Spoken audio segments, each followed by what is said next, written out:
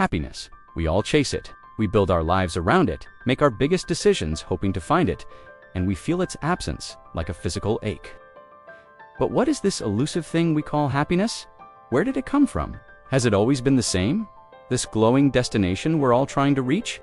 Let's take a journey back in time, not just through centuries, but through the very evolution of our minds, to uncover the secret history of happiness. Our story doesn't start with philosophers or kings. It starts in the wild, with our earliest ancestors. For them, survival was the only goal. Happiness wasn't a concept they pondered. It was a fleeting biological reward system, finding a bush full of berries. That's a surge of pleasure, a chemical signal from the brain saying, "Good job, this keeps you alive. Do it again," escaping a predator. That rush of relief is another form of this primitive joy, a reinforcement of successful life-saving behavior. It wasn't about long-term fulfillment. It was about immediate, instinctual responses. Dopamine, the molecule of more, drove them to seek food, water, and safety. This was the seed of happiness, a simple, powerful tool for survival. As human societies became more complex, so did our feelings. We moved from scattered bands of hunter-gatherers to settled agricultural communities. Life was no longer just a moment-to-moment struggle. People started to think about the future, about the harvest, about the community. This is where happiness began to evolve. It wasn't just about the immediate thrill of finding food. It became about the satisfaction of a good harvest, the security of a full granary, and the warmth of community bonds. This was the birth of contentment, a slower, steadier cousin of that initial burst of pleasure. The joy of belonging, of contributing to something larger than oneself, started to take root. Shared feasts, rituals, and stories created a collective sense of well-being. Then came the great thinkers of the ancient world. In Greece, philosophers like Aristotle weren't interested in fleeting pleasures. He proposed a much deeper idea, eudaimonia. This is often translated as happiness, but it's much richer. Eudaimonia meant human flourishing. It wasn't a feeling you chased, it was a way of living. It was about being a virtuous person, realizing your full potential, living a life of meaning and purpose. For Aristotle, a truly happy life was one of excellence, courage, and wisdom. It was an active, lifelong pursuit, not a passive state of feeling good. Think of it like a master craftsman, finding deep satisfaction not just in the finished product, but in the skill and dedication of his work every single day. Around the same time in the East, another profound idea was taking shape. Siddhartha Gautama, the Buddha, looked at the world and saw suffering. He saw that our constant craving for pleasure and our aversion to pain was the root of our misery. His path to happiness was radically different. It wasn't about getting more of what you want. It was about wanting less. Through mindfulness and meditation, the goal was to achieve nirvana, a state of perfect peace and liberation from the cycle of desire. It's a profound release, a tranquility that comes from understanding the nature of reality and letting go of our attachments. It's a quiet, unshakable joy, completely independent of external circumstances. As empires rose and fell, major world religions offered their own unique blueprints for happiness. For many, true and lasting joy wasn't something to be found on earth at all. This life was a test, a pilgrimage, and ultimate happiness or salvation was a reward in the afterlife. Joy was found in faith, in devotion to God, and in following a moral code. Worldly pleasures were often seen as distractions or even temptations, pulling people away from the path to eternal bliss. Happiness was about piety, community service, and the promise of a paradise to come. This perspective shaped the lives of billions for centuries, making spiritual fulfillment the ultimate prize. The Renaissance and the Enlightenment changed everything. Suddenly, the focus shifted from the heavens back down to earth, and more specifically, to the individual. Thinkers like John Locke argued that the pursuit of happiness was a natural right. This was a revolutionary idea. Happiness was no longer a reward in the afterlife or a privilege for the virtuous few.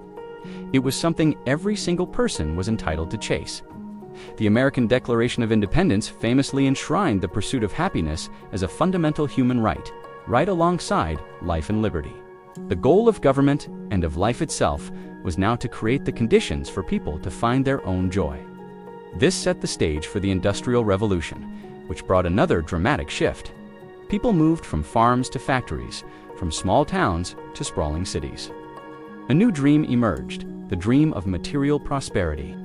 Happiness became increasingly linked to wealth, possessions, and social status. The invention of advertising created a culture where we were constantly told that the next purchase, the new car, the bigger house, the fashionable clothes, was the key to a happier life. This is a version of happiness we are all very familiar with. It's the thrill of the new, the satisfaction of ownership, the idea that we can buy our way to a better state of being. But a backlash was brewing. As the 20th century unfolded, psychologists began to study happiness scientifically. They wanted to know what actually makes us happy, not just what we think makes us happy. Figures like Abraham Maslow proposed his hierarchy of needs, suggesting that once our basic needs for food and safety are met, we strive for love, belonging, esteem, and ultimately self-actualization, becoming the best version of ourselves, a modern echo of Aristotle's eudaimonia. Then came the positive psychology movement, led by Martin Seligman. Instead of just studying mental illness, psychologists started studying what makes life worth living.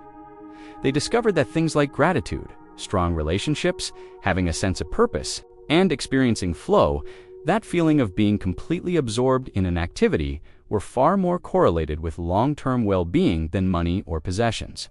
And that brings us to today, to the 21st century. We live in a world of unprecedented choice and information. The modern search for happiness is a complex cocktail of all these historical ideas.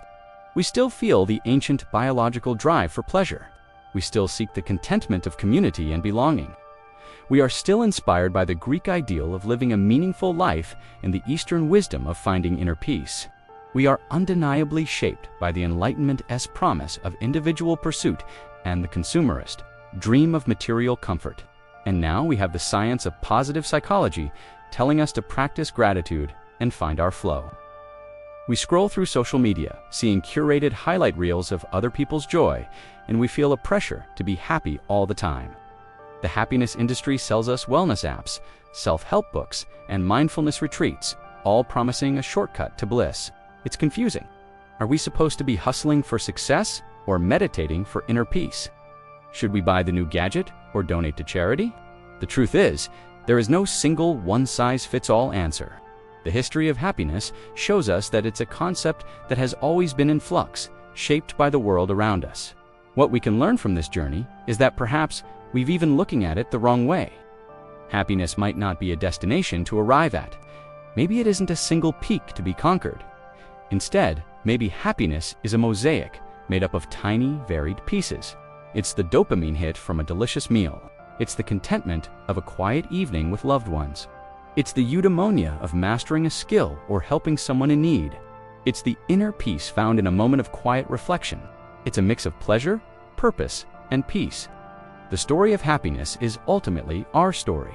It's S, the story of humanity, S, ongoing quest to answer the most fundamental question: how do we live a good life? From the instincts of our earliest ancestors to the complex choices we face today, the search continues. But knowing its history, we can approach our own search with more wisdom, more compassion for ourselves, and a better understanding of the many different paths that can lead to a flourishing life. Thanks so much for watching. If this story made you think about your own path to happiness, please give this video a like and subscribe to History of Things for more journeys into the stories behind our world. We'll see you next time.